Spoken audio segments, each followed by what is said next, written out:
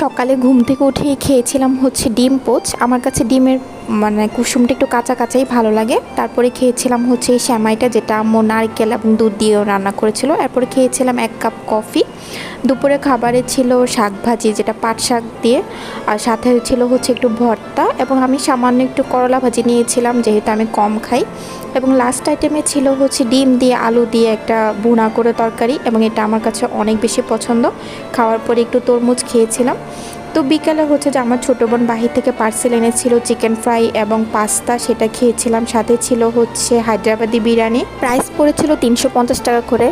এই 350 টাকা করে এই কোয়ান্টিটি হচ্ছে আসলেও মানা যায় না, এত পরিমাণে কম ছিল। সাথে এখানে একটার মধ্যে 1 পিস মাংস ছিল, একটা ডিম ছিল, আর আরেকটার মধ্যে 2 পিস মাংস ছিল।